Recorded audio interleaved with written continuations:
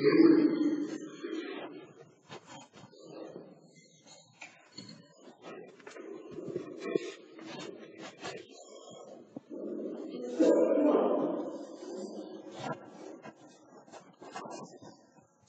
علیکم ورحمۃ اللہ وبرکاتہ۔ حامد و مصلی اما بعد، اشهد ان لا الہ الا اللہ وحدہ لا شریک لہ واشهد ان محمدا عبدہ ورسولہ۔ قال النبی صلی اللہ تعالی علیہ وآلہ وسلم: اتدرون من مفلس؟ قالوا المفلس فينا من لا درهم ولا متاع، فقال النبي صلى الله عليه وسلم: إن المفلس من أمتي يأتي يوم القيامة بصيام وصلاة وزكاة، ويأتي قد شتم هذا وضرب هذا وأكل مال هذا وسفك دم هذا إلى آخر الحديث۔ معزز و مکرم حاضرین، آپ کے سامنے صحیح مسلم کی ایک حدیث پیش کی گئی جس کے راوی حضرت ابو ہریرہ رضی اللہ تعالی عنہ ہیں۔ کہتے ہیں کہ پیارے نبی صلی اللہ علیہ وسلم نے فرمایا: اتدرون ما المفلس؟ تم جانتے ہو کہ مفلس آدمی، غریب آدمی کون ہے، مسکین آدمی کون ہے؟ کہتے ہیں کہ تو ہم نے جواب دیا کہ اللہ کے رسول صلی اللہ علیہ وسلم: المفلس فینا من لا درہم ولا متاع۔ ہم میں سے مفلس آدمی، غریب آدمی، کمزور آدمی وہ ہے جس کے پاس دینار و درہم نہ ہو، پیسے نہ ہو، پراپرٹی نہ ہو۔ تو پیارے حبیب صلی اللہ علیہ وسلم نے فرمایا: ان المفلس من امتی یأتی یوم القیامت بصلاۃ وصیام وزکاۃ۔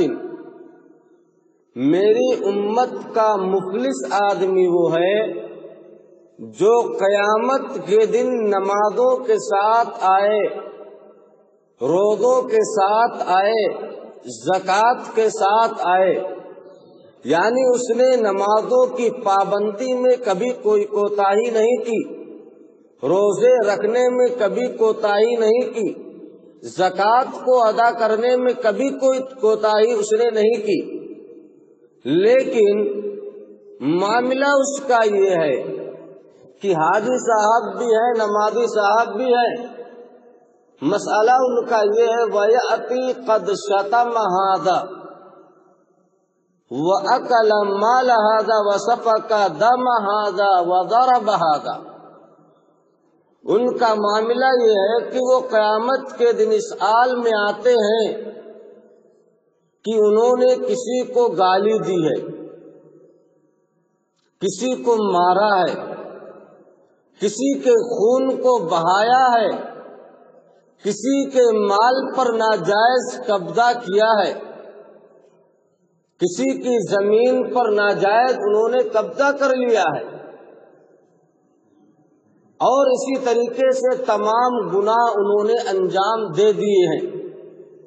اب ان گناہ کو جو انہوں نے انجام دیا ہے، اس کا انجام، اس کی سزا یہ ہوگی کہ ان کے پاس جو نیکیاں ہیں، نماز ہے، روزہ ہے، زکوٰۃ ہے، سارے نیک اعمال ان کے پاس موجود ہیں۔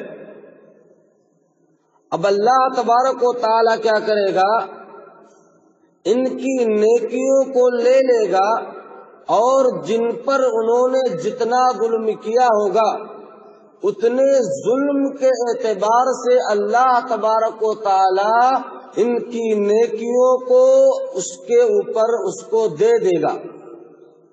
دھیرے دھیرے ان کی نیکیاں جب ختم ہو جائیں گی، اور جن لوگوں پر انہوں نے ظلم کیا ہے، ستایا ہے، ایسے لوگ ابھی بھی اگر موجود ہیں تو انجام یہ ہوگا: اخذ من خطاياهم فطرحت علیہ ثم طرح فی النار۔ ان کی گناہوں کو، جن لوگوں پر ظلم کیا ہے ان کے گناہوں کو اللہ تبارک و تعالی حاجی صاحب اور نمازی صاحب کے اوپر ڈال دے گا۔ معاملہ کیا ہوگا؟ ان کو جہنم کے اندر پھینک دیا جائے گا۔ اس حدیث کے اندر نبی کائنات علیہ الصلوۃ والسلام نے جہاں بہت سارے پیغام ہمیں دیے ہیں، ان میں سے ایک اہم پیغام یہ ہے کہ ہمیں جس طریقے سے اللہ کے حق میں کوتاہی نہیں چلنے والی، اسی طریقے سے بندوں کے حق میں بھی کوتاہی نہیں ہونی چاہیے۔ اللہ تبارک و تعالیٰ اپنے حقوق کو معاف کر دے گا، لیکن اگر آپ نے کسی انسان پر ظلم کیا ہے، کسی کو ستایا ہے، تو یہ حقوق العباد یعنی بندوں کے حق کہلاتے ہیں۔ جب تک کہ بندہ اس کو معاف نہ کر دے، اللہ تبارک و تعالی اس کو معاف نہیں کرے گا۔ اگر نہیں معاف کرے گا تو اس کے بدلے میں ہمیں اور آپ کو جہنم مل سکتی ہے۔ لہذا جب تک ہم اس دنیا کے اندر موجود ہیں، کسی کے حق کو اگر مارے ہوئے ہیں تو اس حق کو اپنی موت سے پہلے دے دیں، اس حق کو اپنی زندگی کے اندر ادا کر دیں، نہیں تو ہمارا اور آپ کا انجام اس کے تعلق سے بہت برا ہونے والا ہے۔ پیر رسول صلی اللہ علیہ وسلم نے ایک حدیث میں فرمایا، من كانت عنده مظلمة لأخيه من عرض أو شيء فليتحلله منه اليوم قبل أن لا يكون دينار ولا درهم۔ آپ صلی اللہ علیہ وسلم نے فرمایا کہ جس نے کسی کے اوپر اس دنیا کے اندر ظلم کیا ہے، کسی کو ستایا ہے، کسی کے حق کو مارا ہے، تو وہ اس دن کے آنے سے پہلے اسے دے دے، رفع دفع کر دے، اس چیز کو معافی تلافی کرا لے، جہاں نہ تو کوئی دینار ہوگا نہ کوئی درہم ہوگا، اس کے پاس صرف نیک اعمال ہوں گے، نیک اعمال ختم ہو جائیں گے، صاحب حق کے گناہ کو اس کے اوپر لاد کر اسے جہنم کے اندر ڈال دیا جائے گا۔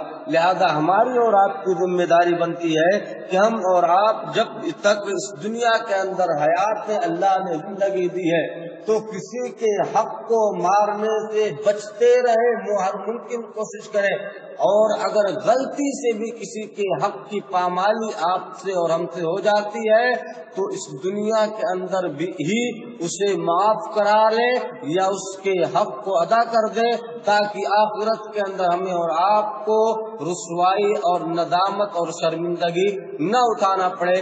اللہ تبارک و تعالیٰ سے دعا ہے کہ بار الہ تو ہمیں اس دنیا کے اندر جب تک رکھ، ایمان کی حالت میں رکھ، اور جب ہمارا خاتمہ فرما تو ایمان کی حالت میں فرما۔ آمین، تقبل یا رب العالمین، وآخر دعوانا ان الحمد للہ رب العالمین۔ السلام علیکم ورحمۃ اللہ۔